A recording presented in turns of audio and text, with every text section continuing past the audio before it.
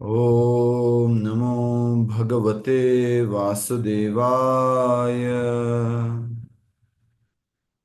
ओम नमो भगवते वासुदेवाय।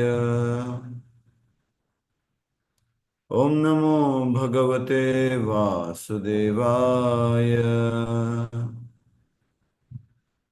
मुखं करोति वाचालं पंगुं लंघयते गिरिं यत्कृपातमहं वन्दे श्रीगुरुदीनतारिणं परमानन्दमाधवं श्रीचैतन्यमीश्वरम्। नारायणं नमस्कृत्यं नरं चैव नरोत्तमं दैवीं सरस्वतीं व्यासं ततो जयमुदीरयेत्। नष्टप्रायेषु भद्रेषु नित्यं भागवत सेवया भगवती उत्तमश्लोके भक्तिर्भवति नैष्ठिकी। हरे कृष्ण कृष्ण कृष्ण हरे हरे, हरे राम राम राम हरे हरे। ग्रंथराज श्रीमद् भागवत महापुराण की जय। श्रीमद् भागवत कथारूप स्कंद 10वां चल रहा है और आज फिर से एक नए अध्याय की शुरुआत होगी। आज के अध्याय की संख्या क्या होगी? 56 प्रभु जी। 56 नंबर का ये अध्याय रहेगा, 56। और इसका शीर्षक लिखा हुआ है भगवान श्री कृष्ण का जन्म। भगवान श्री कृष्ण का जन्म 10वां स्कंद 56वां अध्याय जो हम ये कथा रूप कर रहे हैं इसके अनुसार ओरिजिनल भागवतम में 10वें स्कंद का ये तीसरा अध्याय होगा। ठीक है, शुरू कर रहे हैं। और एक जो प्रश्न आया था वो हम बीच में ले लेंगे, इसी बीच में। श्री कृष्ण के जन्म के समय संपूर्ण ब्रह्मांड में शांति, सुंदरता तथा सत्व गुण का वातावरण व्याप्त हो गया। बादल रहित आकाश में समस्त नक्षत्र शुभ स्थानों पर आ गए और जगमगाने लगे। पृथ्वी पर जहां दृष्टि घुमाओ वही सुख समृद्धि दिखाई दे रही थी। गांव, नगर तथा खेत खलिहान सुंदरता से सजे धजे थे। नदियां और सरोवर स्वच्छ निर्मल जल से भरे थे और उनमें खिल रहे कमल और कुमुदनियां अत्यंत मनोहारी प्रतीत होते थे। वृक्ष और पौधे फलों फूलों से लदे थे और पक्षीगण मधुर बोली में गुंजन कर रहे थे। त्वचा को सुखद अनुभव अनुभव प्रदान करता मंद समीर बह रहा था और उसमें भरी नाना फूलों की सुगंध नासिका को मदोन्मत्त कर रही थी। ये सब कब हो रहा है? भगवान श्री कृष्ण के प्राकट्य के समय। तो पिछले अध्याय में हमने समझा था कि भगवान श्री कृष्ण वसुदेव जी के वीर्य से देवकी के गर्भ में स्थापित हो गए हैं। नहीं प्रभु जी, उनके हृदय से प्रभु जी।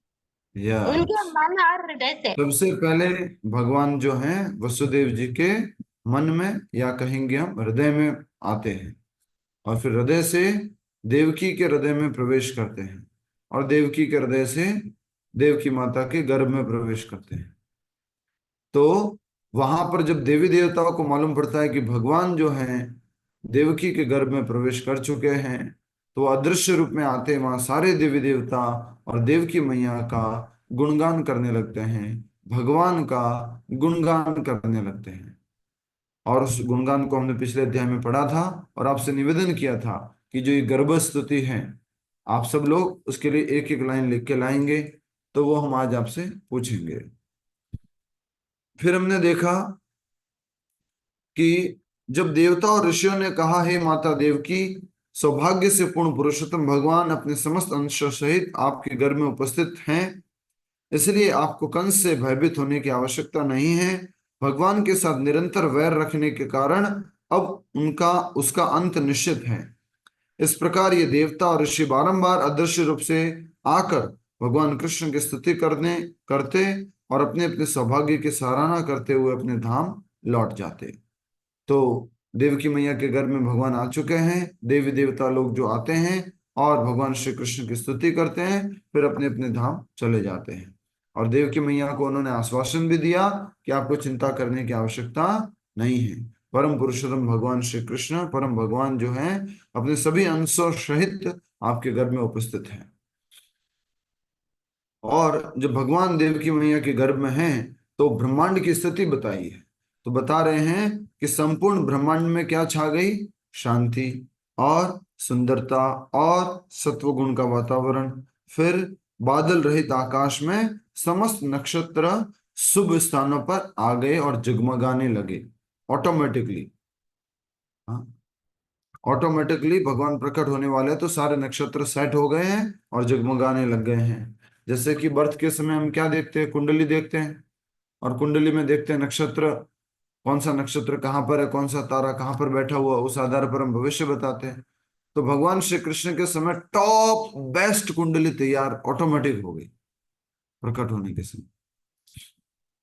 पृथ्वी पर जहां दृष्टि घुमाओ वहीं सुख समृद्धि दिखाई दे रही थी। गांव नगर और तथा खेत खलियान सुंदरता से सजे धजे थे। नदियां और सरोवर स्वच्छ निर्मल जल से भरे थे। उनमें खिल रहे कमल और कुमुदनियां, जिसको हम क्या बोलते हैं? Lily flower, lotus lily. तो कुमुदनियां आई थिंक वही होगा। अत्यंत मनोहारी प्रतीत होते थे। वृक्ष और पौधे फलों फूलों से लदे थे और पक्षीगण मधुर बोली में गुंजन कर रहे थे। त्वचा को सुखद अनुभव प्रदान करने करता मंद समीर बह रहा था।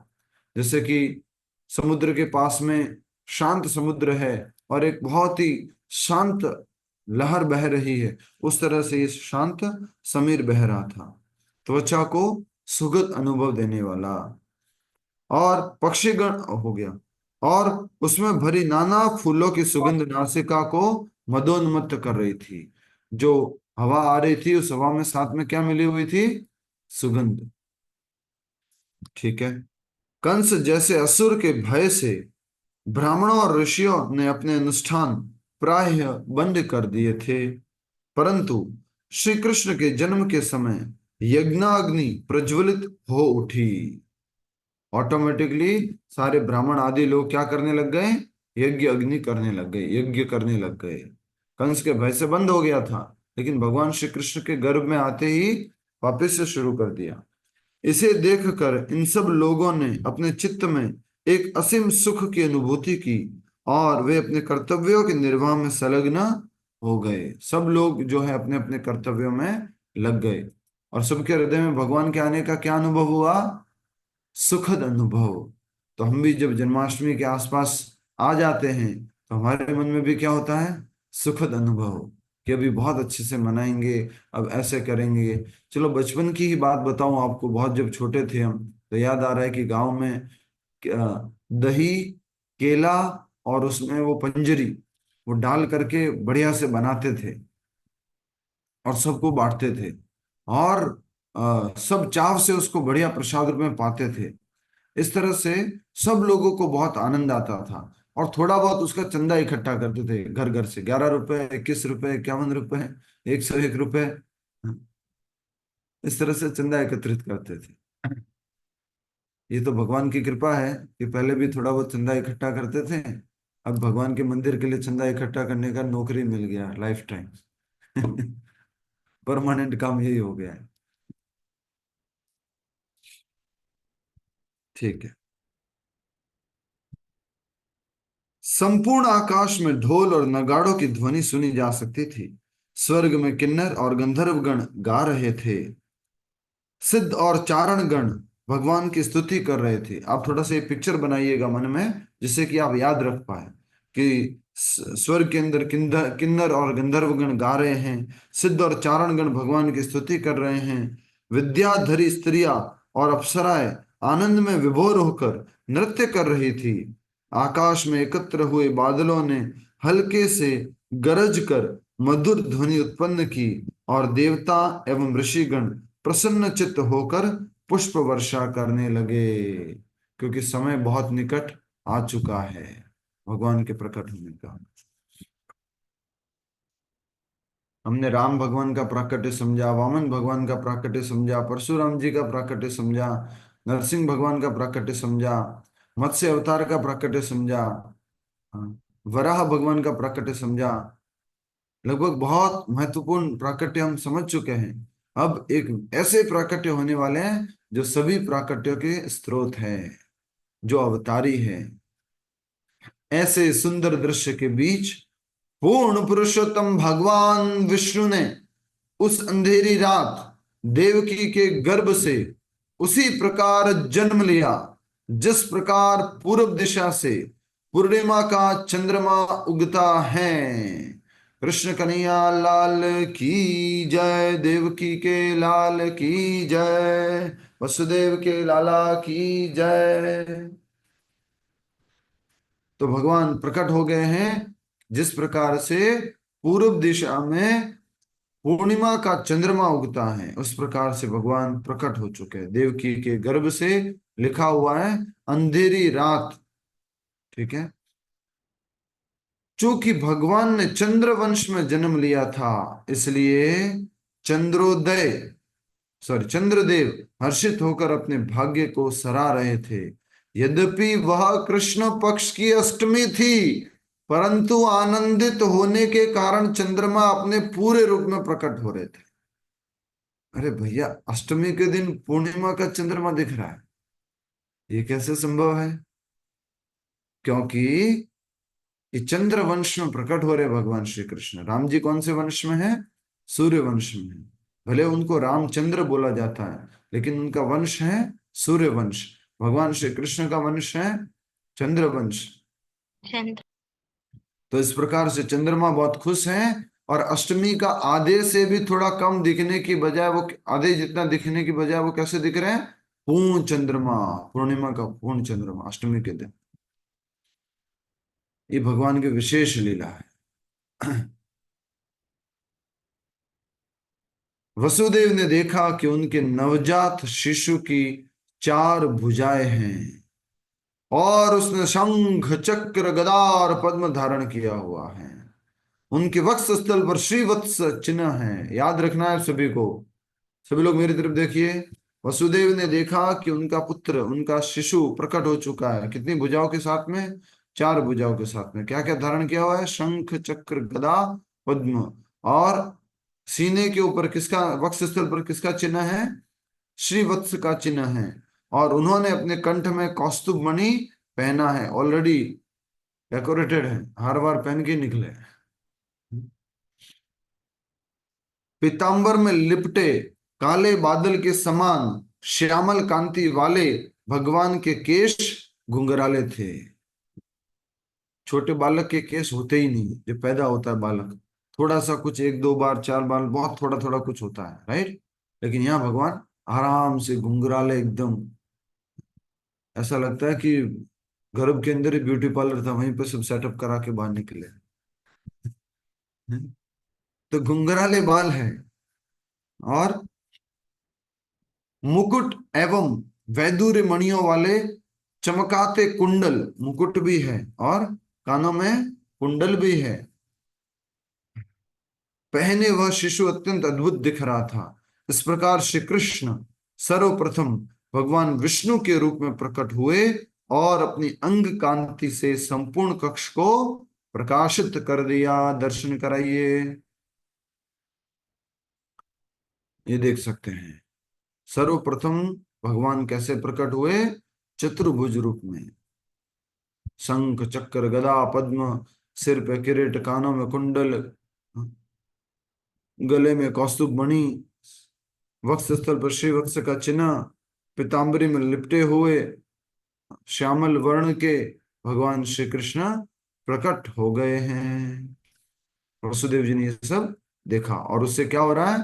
पूरा का पूरा जो कक्ष है वो प्रकाशित हो रहा है। एक बात का थोड़ा सा हमें यहाँ ध्यान देना होगा कि जो ऐसा कहा जाता है कि कंस ने देवकी और वसुदेव को कारागार में डाल दिया, तो ऐसा नहीं है। वो कारागार जैसा हम मूवीज में देखते हैं, ऐसा कारागार नहीं।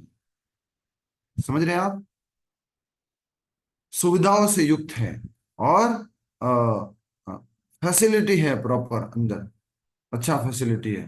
कह सकते हैं कि आजकल जो बड़े बड़े नेताओं को जेल में जो सुविधा मिलती है, उस तरह से बढ़िया अच्छा जेल था।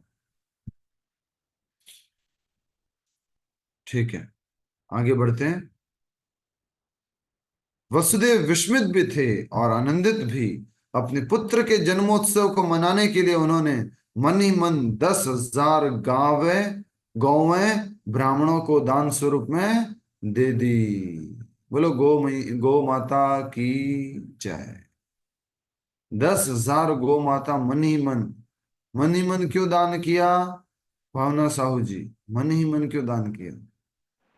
क्योंकि वो अभी जेल में थे तो वो फिजिकली तो नहीं कर सकते थे, लेकिन उनको खुशी इतनी थी कि वो सब करना चाहते थे जो वो नॉर्मल कंडीशंस में करते थे, इससे। बहुत बढ़िया, हरि बोल। तो क्योंकि जेल के अंदर उस बंदी गृह में वो इस प्रकार से कुछ कार्य नहीं कर पाते, खुशी नहीं मना पाते, तो उन्होंने मन ही मन क्या किया? कितनी गायों को दान दिया ब्राह्मणों को? 10,000।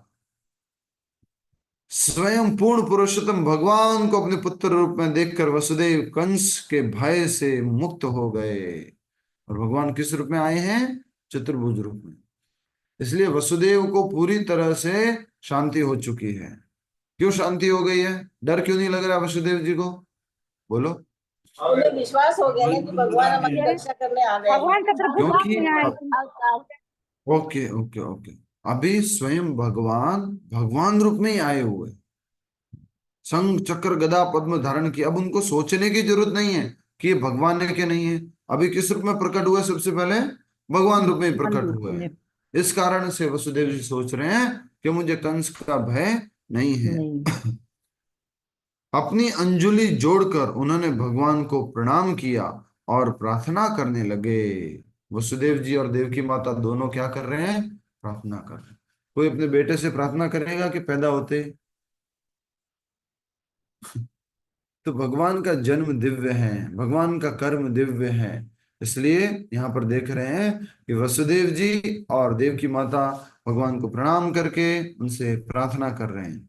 क्या प्रार्थना है? सभी भक्त लोग ध्यान पूर्वक सुनेंगे और आनंद मनाएंगे। हे भगवन, आप ही वे आदि पुरुष हैं जिन्होंने सृष्टि के आरंभ में इस जगत की रचना की थी। आप ही वो आदि पुरुष हैं जिसने सृष्टि की रचना की थी।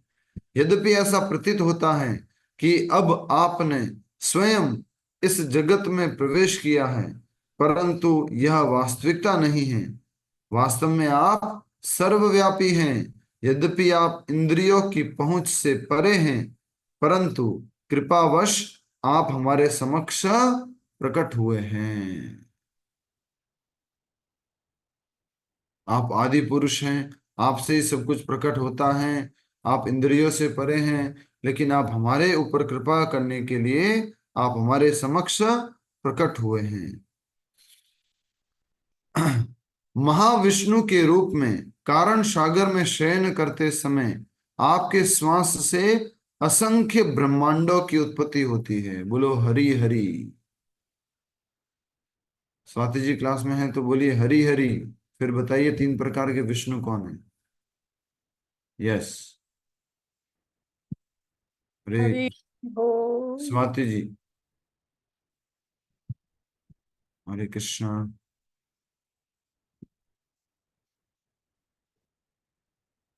हरे कृष्ण प्रभु जी। हाँ बताइए। गर्भोदक्षाय विष्णु, शिरोदक्षाय विष्णु और महाविष्णु। क्या बात है, हरि बोल। और आ, एक और प्रश्न पूछा था ना? 2 प्रश्न पूछे थे एक साथ, क्या था? हाँ, कौन सा प्रश्न था प्रभु जी दूसरा?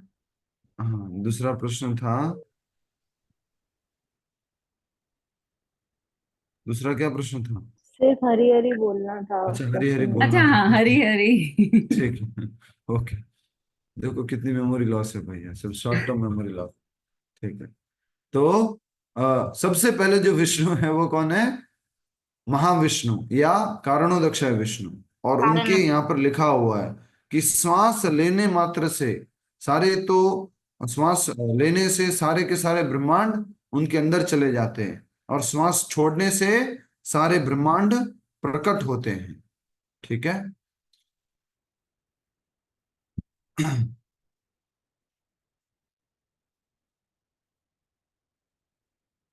महाविष्णु के रूप में कारण सागर में शयन करते समय आपके श्वास से असंख्य ब्रह्मांडों की उत्पत्ति होती है।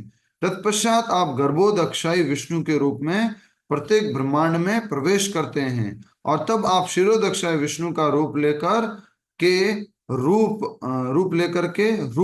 प्रत्येक जीवात्मा के हृदय में प्रवेश करते हैं। परमात्मा के रूप में प्रत्येक जीवात्मा के हृदय में प्रवेश करते हैं। इसलिए आपका देवकी के गर्भ में आना कौन सी बड़े आश्चर्य की बात है। आप तो हमेशा सब जगह व्याप्त हैं। अच्छा, आज के बाद ये शंका दूर हो गई आप सबकी कि भाई ये इस्कॉन वालों ने मैन्युफैक्चर नहीं किए हैं कि महाविष्णु, गर्भोदक्षाय विष्णु और शिरोदक्षाय विष्णु। विष्णु तो एक ही होते हैं, इस्कॉन वाले तीन तीन बताते हैं। आज क्लियर हो गया सबको? बोलो यस और नो। प्रभु जी। जी हरि प्रभु जी। बोल। सबको क्लियर है? ठीक है, आगे बढ़ते हैं। तो फिर से पढ़ेंगे इस लाइन को। महाविष्णु या कारणोदक्षाय विष्णु एक ही नाम है और ये कहाँ शयन करते हैं? कारण सागर में। फिर वो विस्तार करते हैं और अपने शरीर से अनेकों अनेक ब्रह्मांडों की उत्पत्ति करते हैं। फिर वो स्वयं महाविष्णु ब्रह्मांडों के अंदर जाते हैं और कौन सा रूप धारण करते हैं? बोलो एक साथ। गर्भोदक्षाय विष्णु। गर्भोदक्षाय विष्णु। और जो जिस सागर में शयन करते हैं उसका नाम?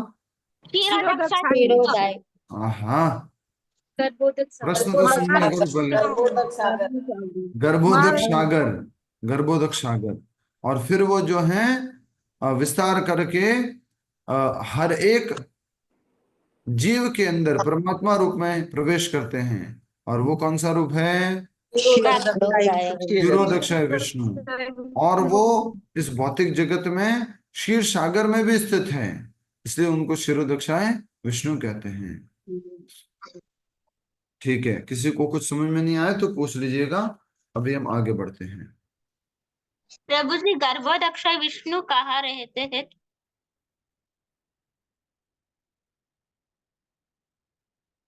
माता जी अभी बताया, गर्भोदक सागर में। ओके प्रभु जी। धन्यवाद। हे प्रभु, आपके अवतरण को देखकर मुझे पूरा विश्वास है कि अब आप पृथ्वी मंडल पर क्षत्रियों के वेश में विचरण कर रहे असुरों तथा उनकी विशाल सेनाओं का संहार करेंगे। हे देवादिदेव, आपके विषय में भविष्यवाणी सुनकर कंस ने आपके बड़े भाइयों की हत्या कर दी है और अब जैसे ही उसे आपके जन्म का समाचार प्राप्त होगा वह अपने अस्त्र शस्त्रों सहित आपकी हत्या करने के लिए अवश्य यहाँ पहुंच जाएगा कि देवकी का 8वां पुत्र प्रकट हो चुका है। वो पहुंच जाएगा। अपने पुत्र के शरीर पर भगवान के सारे चिन्ह देखकर देवकी अत्यंत आश्चर्यचकित थी, परंतु साथ ही मातृत्व स्नेह के कारण उसे भय था कि कहीं कंस उनके नन्हे शिशु का वध न कर दे। प्रार्थना करते हुए उन्होंने कहा, हे भगवान, आप इस भौतिक सृष्टि के मूल कारण हैं और प्रलय के समय जब यह सृष्टि पुनः अप्रकट हो जाती है उस समय केवल आप अपने अनंत शेष नाग के रूप में शेष बचे रहते हैं। प्रलय होता है तो क्या बचता है? आप और अनंत शेष नाग जी आप उसके ऊपर शयन करते हुए रहते हैं। इस संसार में कोई भी प्राणी जन्म, बुढ़ापे, रोग और मृत्यु से मुक्त नहीं है। कौन बोल रहे हैं? बोलो। देवकी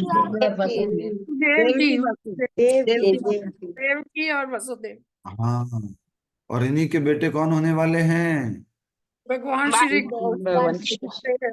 और बाद में महाभारत के युद्ध में ये क्या सुनाएंगे? भगवत गीता। तो माता पिता भी उसी तरह का ज्ञान दे रहे हैं। जन्म मृत्यु से इस संसार में कोई भी व्यक्ति मुक्त नहीं है, नहीं। परंतु आपके जन्म लेते ही मृत्यु आपसे भयभीत होकर भाग गई है और आपका आश्रय लेने वालों को चरम शांति प्राप्ति हुई है। बोलो हरि हरि हरि हरि हरि हरि। हाँ? परंतु आपके जन्म लेते ही मृत्यु आपसे भयभीत होकर भाग गई है। ये जो हम दामोदर अष्टकम पढ़ते हैं कार्तिक महीने में, उसमें भी आता है कि जो यमराज जी हैं वो भी आपसे डरते हैं, फियर पर्सोनिफाइड। तो इस प्रकार से कह रहे हैं कि आपका आश्रय लेने वालों को चरम शांति की प्राप्ति हुई है। तो भगवान के चरणों को क्या कहा जाता है, कौन बताएगा? भय से मुक्त होने वाले चरण क्या बोलते हैं उनको? बोलो बोलो। अभय चरण। अभय चरण क्या बोलते हैं? अभय चरण। ठीक है।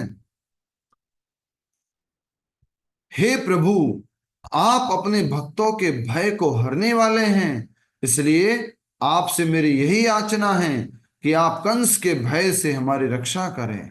कृपया अपने इस विष्णु रूप को छिपा ले। मेरा चित्त चिंता से आप्लावित हुआ जा रहा है कि कहीं कंस को आपके जन्म का समाचार न मिल जाए, न मिल जाए, न मिल जाए। कहीं कंस को आपके प्रकट होने का समाचार न मिल जाए, ऐसा करके हम भयभीत हैं। हमारे को कंस के भय से मुक्ति दिलाइए।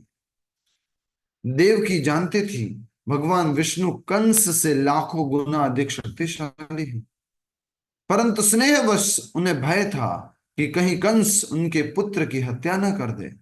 देवकी ने भगवान से निवेदन किया कि वे अपने विष्णु रूप को त्याग कर एक साधारण मानव पुत्र में आ जाए, जिससे कंस को इस बात का भान न हो कि वे विष्णु हैं। यद्यपि वसुदेव और देवकी ने अपने वचनानुसार पहले 6 पुत्र कंस को सौंप दिए थे, परंतु अब वे जैसे तैसे इस पुत्र को छिपाना चाहते थे, और यदि वह बालक अपने चतुर्भुज में बना रहता तो उसे छिपाना असंभव हो जाता। बोलो हरि हरि। तो कुछ समझ में आया आपको? कितनी सुंदर बात है यहाँ पर। देवकी और वसुदेव जी चिंतित हो गए हैं कि कंस को मालूम पड़ जाएगा कि देवकी का 8वां पुत्र जन्म ले चुका है, और वो कंस दौड़ा भागा चला आएगा और मेरे पुत्र को मारने की कोशिश करेगा। तो और खास करके वो आपको इस रूप में देख करके, चतुर्भुज रूप में देख करके, तो पक्का समझ जाएगा। क्या समझ जाएगा रामावतार जी? कंस क्या समझ जाएगा आपको इस रूप में देख करके? करने वाला विष्णु भगवान आ गया है। हाँ, यही है वो विष्णु, पक्का यही है। चलो मैं यही इसको विष्णु। हाँ। बट देवकी और वसुदेव जी सोच रहे हैं कि हमने अपने 6 पुत्रों को तो समर्पित कर दिया, लेकिन हम ये 8वां पुत्र समर्पित नहीं करना चाहते हैं। हम इसको छिपा लेंगे, हम इसको कंस को नहीं देंगे। तो देवकी और वसुदेव ने क्या निवेदन किया? अंडरलाइन कर लो उसको, सभी लोग अंडरलाइन करो। देवकी ने भगवान से निवेदन किया कि वे अपने विष्णु रूप को त्याग कर एक साधारण मानव पुत्र के रूप में आ जाएं। कितने भक्तों को अच्छा लग रहा है ये कथा सुन करके? अपने कमेंट बॉक्स में भेज सकते हैं या हाथ ऊपर कर सकते हैं कि कितनी शाश्वत और ओरिजिनल कथा है। ये हमने अच्छे से कभी पढ़ी नहीं, समझा नहीं, और भगवान तो ऐसे प्रकट हुए थे।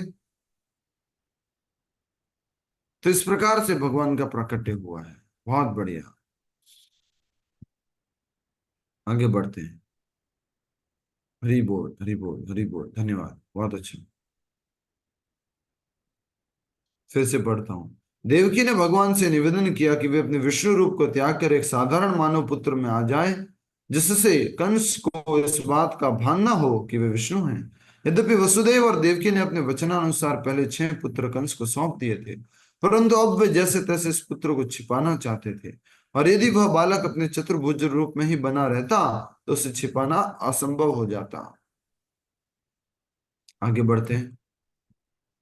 उनकी प्रार्थनाएं सुनकर भगवान ने कहा, हे माता, आप पतिव्रता स्त्रियों में सर्वश्रेष्ठ हैं। सब लोग ध्यान से सुनिए, कौन बोल रहे हैं?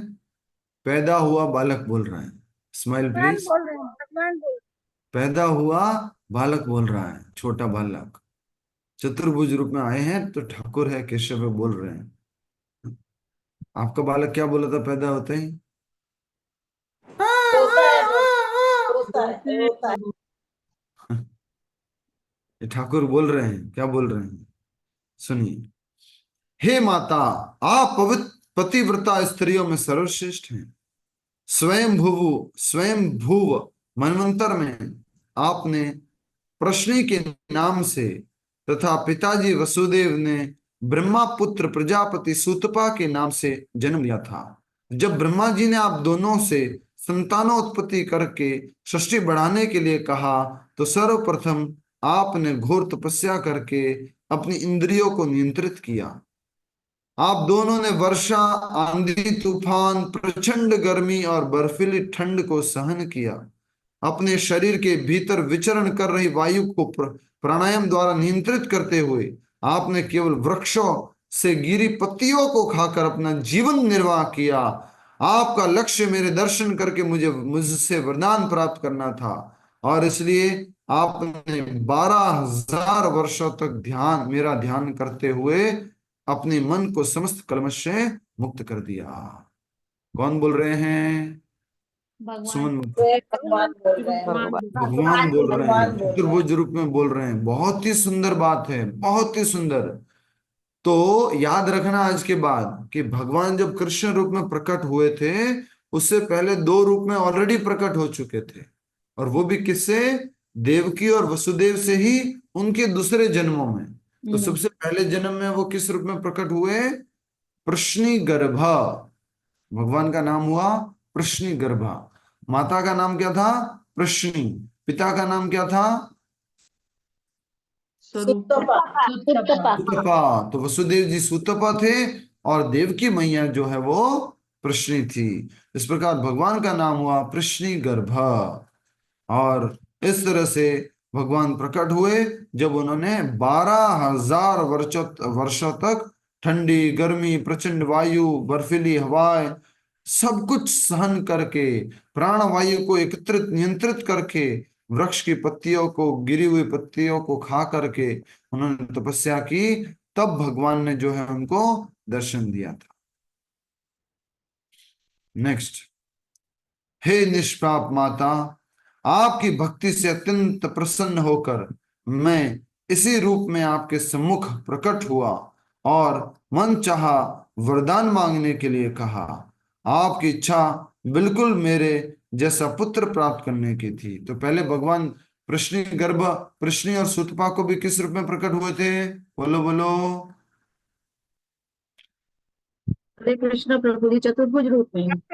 चतुर्भुज रूप में, विष्णु रूप में प्रकट हुए थे। और फिर कह रहे हैं कि मन चाहा वरदान मांगने के लिए आपने कहा था। आपकी इच्छा बिल्कुल मेरे जैसा पुत्र प्राप्त करने की थी। कौन बोल रहा है?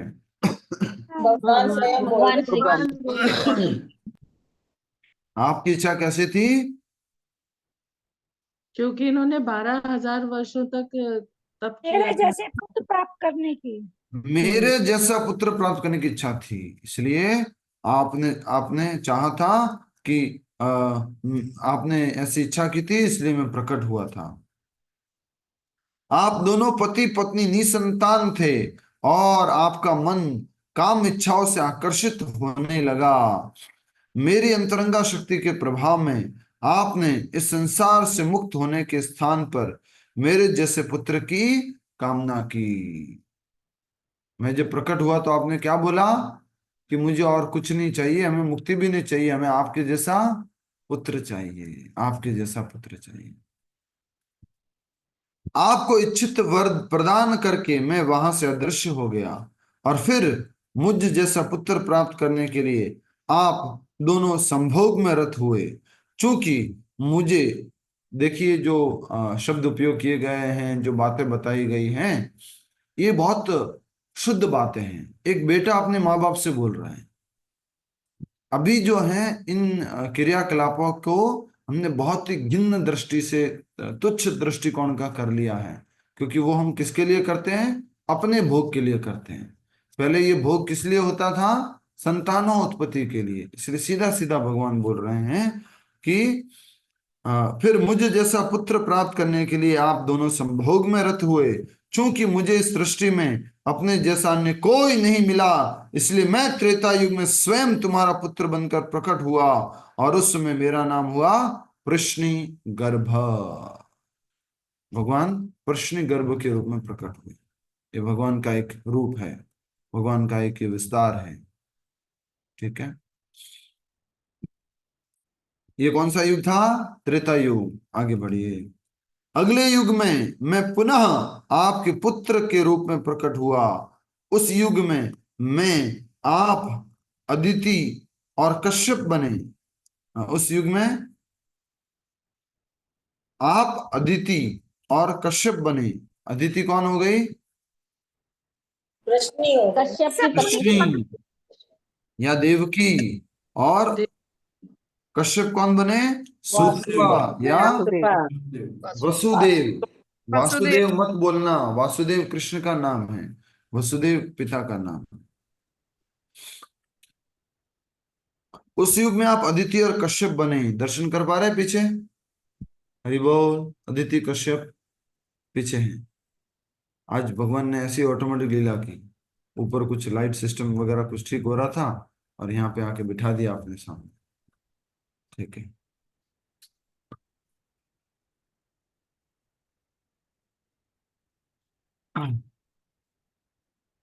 उस उस युग में आप अदिति और कश्यप बने, और मैंने उपेंद्र अथवा वामन के रूप में आपके घर में जन्म लिया। उपेंद्र मतलब इंद्र का छोटा भाई, या उनका एक और नाम क्या था? बोलो। वामन देव। वामन देव। देव। बहुत आनंद आ रहा है। वाह, क्या बात है। अब पुनः मैं तीसरी बार आपका पुत्र बनकर आया हूं। यह रूप मेरा अंश अथवा विस्तार नहीं है, यह रूप स्वयं पूर्ण पुरुषोत्तम भगवान है। कृपया मेरे वचनों को सत्य समझो। तुम्हें अपने पूर्व जन्मों की स्मृति करवाने के लिए ही मैंने तुम्हें अपना विष्णु रूप दिखलाया है। यदि मैं तुम्हारे समक्ष एक साधारण बालक के समान प्रकट होता, तो कदाचित तुम्हें मेरी भगवत्ता पर विश्वास नहीं होता। तो मैं तुम्हें विश्वास दिलाने के लिए प्रकट हुआ हूं कि तुम पिछले जन्म में कौन थे, मैं किस रूप में आया था, इसलिए मैं इस रूप में प्रकट हुआ हूं।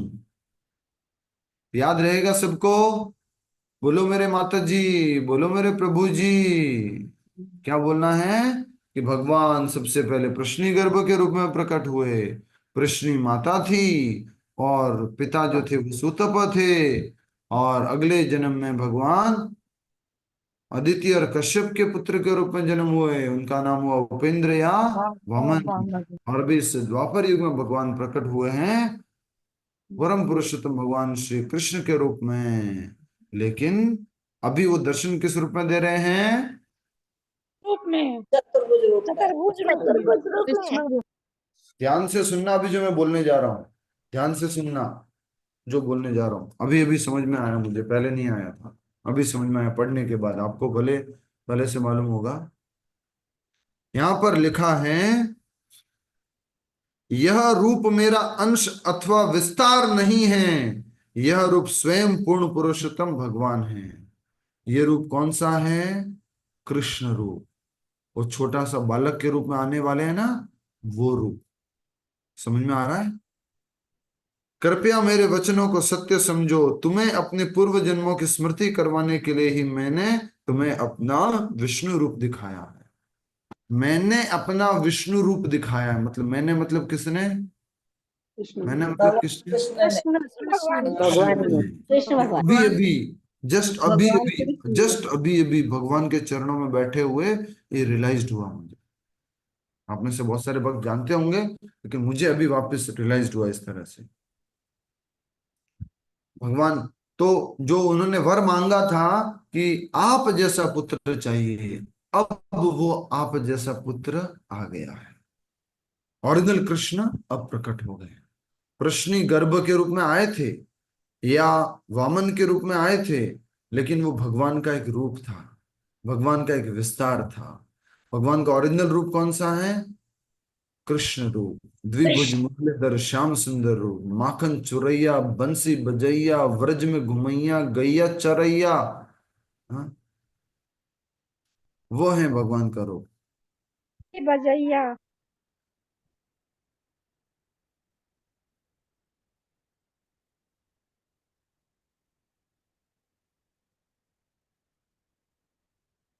कृष्ण जिनका नाम है, गोकुल जिनका धाम है, ऐसे श्री भगवान को बारंबार प्रणाम है, बारंबार प्रणाम है।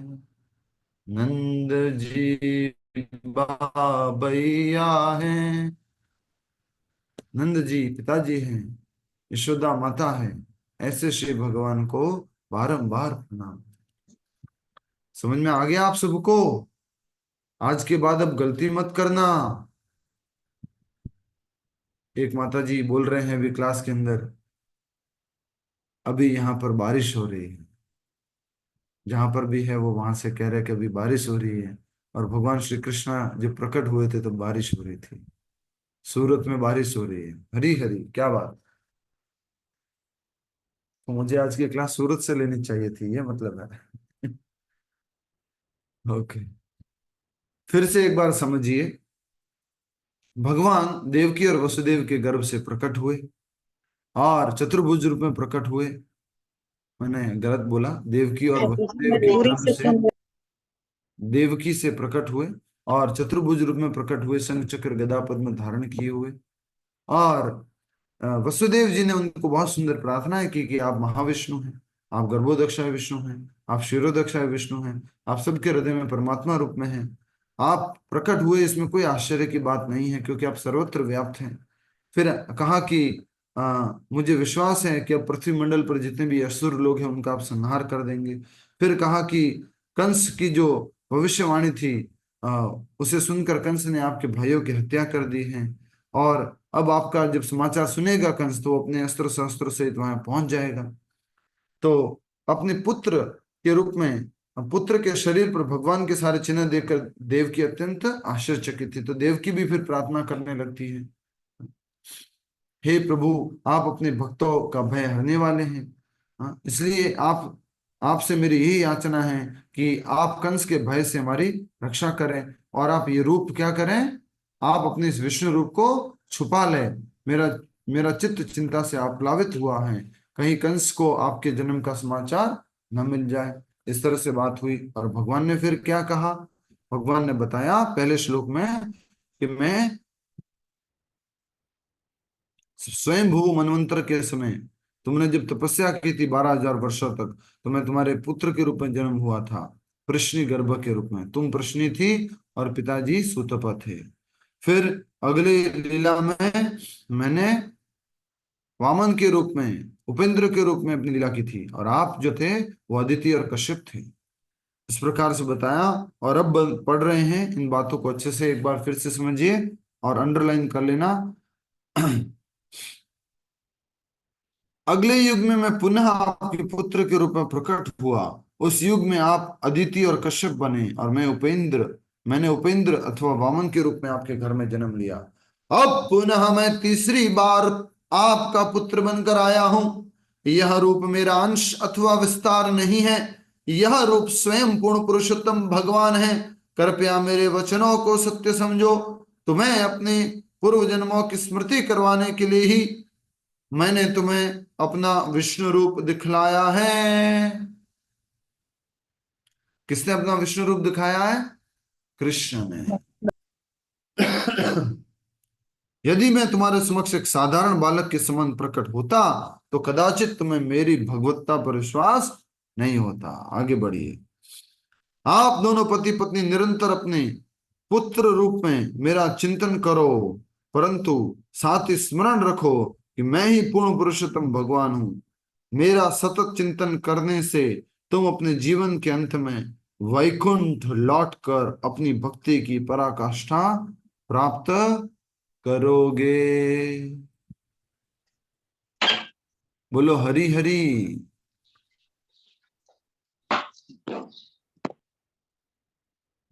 बहुत सुंदर बात बोलने जा रहे हैं हम आगे, कि भगवान जब बहुत बड़े हो जाते हैं, महाभारत के युद्ध में जब अर्जुन को भगवत गीता का ज्ञान सुनाते हैं, तब भगवान क्या बोलते हैं? मन्मना भवमद भक्तो मध्याजी माम नमस्कुरु मामे वैश्य सत्यम ते प्रतिजाने प्रियोसि में। हमेशा मेरा चिंतन करो, मेरे भक्त बनो, मेरी पूजा करो, मुझे प्रणाम करो। इस प्रकार से तुम मेरे पास आओगे, इसमें किसी भी प्रकार का संशय नहीं है, क्योंकि तुम मेरे परम प्रिय मित्र हो। सेम बात पैदा होते ही अपने माता पिता को बोल रहे हैं। क्या बोल रहे हैं? आप दोनों पति पत्नी निरंतर अपने पुत्र के रूप में मेरा चिंतन करो, परंतु साथ ही स्मरण रखो कि मैं ही पूर्ण पुरुषोत्तम भगवान हूं। मेरा सतत चिंतन करने से तुम अपने जीवन के अंत में वैकुंठ लौटकर अपनी भक्ति की पराकाष्ठा प्राप्त करोगे। हरि बोल। पहले ही बोल दिया संदेश भगवान ने। आगे बढ़े। देवकी चाहती थी कि भगवान यथाशीघ्र मानव रूप में आए, मानव रूप में आ जाए। उन्हें भय था कि भगवान को इस चतुर्भुज रूप में देखकर उनके आसपास के लोगों को विश्वास नहीं होगा कि वह उनका पुत्र है। और भगवान भी चिंतित थे कि यदि वे एक साधारण बालक बनकर आएंगे तो देवकी को विश्वास नहीं होगा कि भगवान ने उनके पुत्र के रूप में जन्म लिया है। ऐसा होता है भक्तों और भगवान के बीच भावनाओं का आदान प्रदान। भगवान क्या सोच रहे हैं कि देवकी समझेगी कि मेरे पुत्र के रूप में भगवान नहीं आए हैं, बस भगवान तो आ गए, डायरेक्टली आ गए। और देवकी क्या सोच रही है? देवकी क्या सोच रही है? जल्दी से मानव रूप में आए। जल्दी से हाँ, जल्दी से मानव रूप में आ जाए। इस प्रकार अपने माता पिता को निर्देश देकर भगवान शांत हो गए। कौन सा रूप है? अभी चतुर्भुज रूप है। उन्होंने अपनी अंतरंगा शक्ति के प्रभाव से एक साधारण मानवीय बालक का रूप ले लिया। वस्तुतः वही उनका मूल कृष्ण रूप था। हरि बोल। अंडरलाइन कर लो। ओम प्रकाश जी मुस्कुरा रहे हैं, क्या बात है। हरि बोल।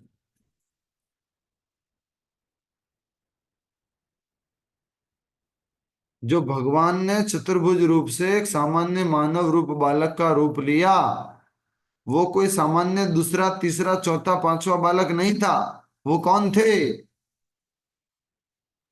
श्री कृष्ण भगवान श्री कृष्ण भगवान। सभी लोग कमेंट में टाइप करो कृष्ण कृष्ण कृष्ण कृष्ण कृष्ण। 126 कमेंट आ जाने चाहिए। 125 लोग हैं क्लास में, लेकिन 126 कमेंट आने चाहिए। कृष्ण कृष्ण कृष्ण कृष्ण कृष्ण कृष्ण कृष्ण। हरि बोल हरि बोल हरि बोल हरि बोल हरि बोल हरि बोल। जय हो जय हो। क्या बात, क्या बात है। कृष्ण। आनंद आनंद आनंद आनंद। तो वो कोई सामान्य बालक नहीं, वह स्वयं भगवान श्री कृष्ण है। कृष्ण है कृष्ण है कृष्ण है। वो कोई सामान्य बालक नहीं थे। सबसे रिक्वेस्ट है, कमेंट कर दीजिए। भगवान श्री कृष्ण प्रकट हो चुके हैं, उनके आदि रूप में, उनके मूल रूप में प्रकट हो चुके हैं। हरि बोल हरि बोल हरि बोल हरि बोल हरि बोल। आनंदम आनंदम आनंदम आनंदम आनंद। बहुत बढ़िया। तो क्या लिखा है, इसको अंडरलाइन कर लीजिए। इस प्रकार अपने माता पिता को निर्देश देकर भगवान शांत हो गए। उन्होंने अपनी अंतरंगा शक्ति के प्रभाव से एक साधारण मानवीय बालक का रूप ले लिया। तुम सोच सकते हो भगवान क्या बन गए? साधारण बालक बन गए? नहीं, क्या हुआ? वस्तुतः वही उनका मूल कृष्ण रूप था। श्री कृष्ण ने वसुदेव को निर्देश दिया कि वह उन्हें उसी रात गोकुल में ले जाए। छोटे से बालक बनने के बाद इशारा किया, छोटे से बालक बनने के बाद बोला है, म्याऊ म्याऊ म्याऊ म्याऊ म्याऊ म्याऊ म्याऊ म्याऊ म्याऊ।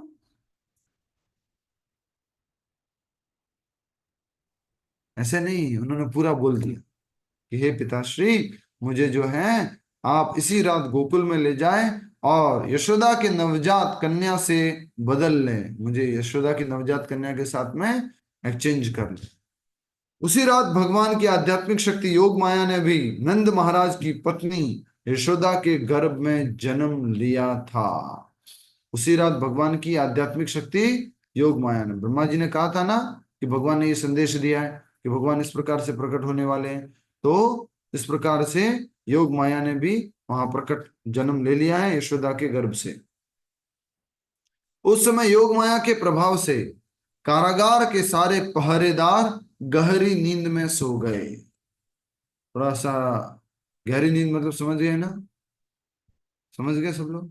ठीक। आश्चर्यजनक रूप से कारागार के विशाल द्वारों पर लगे ताले तथा वसुदेव की लोहे की जंजीरें खुल गई।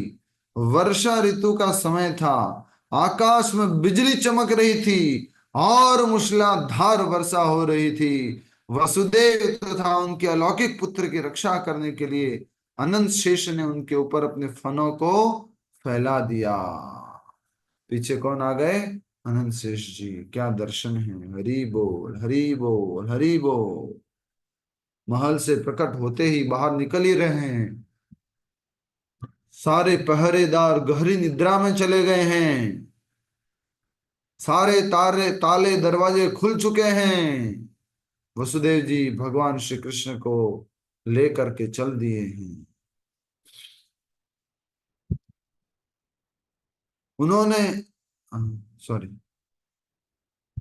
मूसलाधार वर्षा हो रही है। वसुदेव तथा उनके अलौकिक पुत्र की रक्षा करने के लिए अनंत शेष ने उनके ऊपर अपने फनों को फैला लिया।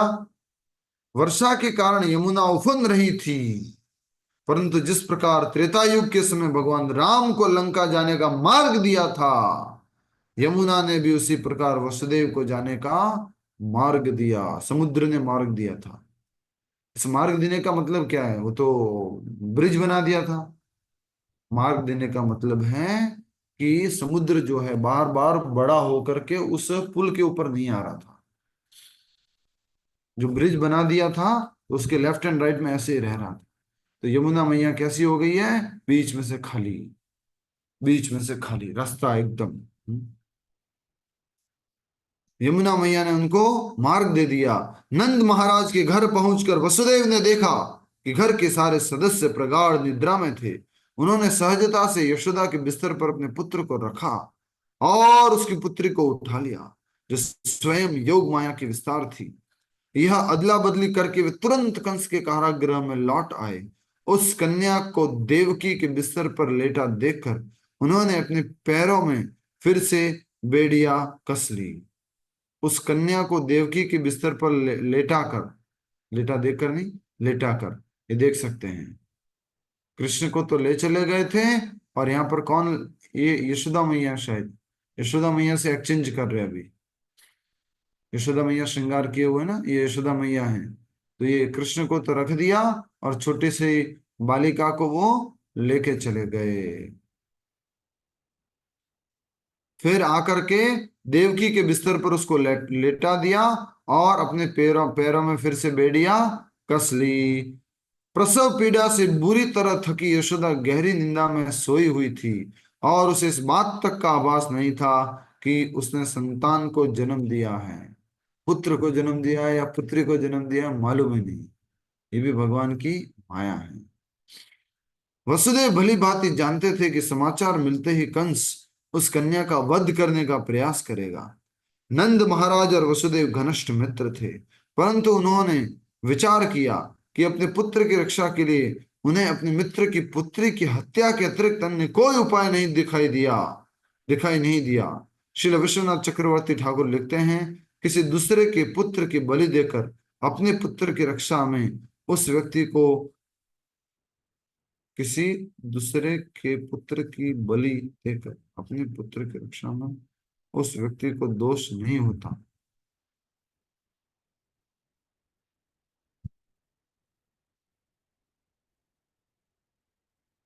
ठीक है, एक प्रकार से दोष मुक्ति का यहाँ पर प्रमाण दिया है। आगे लिख रहे हैं, इतना ही नहीं, वसुदेव को क्रूर नहीं कहा जा सकता क्योंकि उन्होंने योग माया द्वारा प्रेरित होकर यह कार्य किया था। स्वयं भगवान ने बोला था कि आप क्या करो, कि आप मुझे कहाँ लेके जाओ,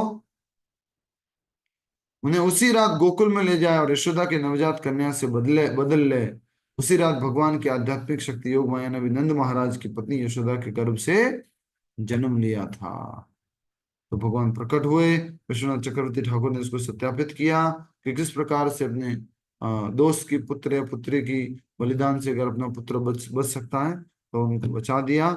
इतना ही नहीं, वसुदेव को क्रूर नहीं कहा जा सकता क्योंकि उन्होंने योग माया द्वारा प्रेरित होकर यह कार्य किया था। इस प्रकार ये अध्याय पूरा हुआ, भगवान का प्राकट्य पूरा हुआ। अभी अगला अध्याय आने वाला है कंस के अत्याचार और कंस के अत्याचारों का खात्मा। ठीक है, हम यहीं पर ऑफिशियली समाप्त कर रहे हैं। अब पहले तो हम आपको बताने जा रहे हैं वो प्रश्न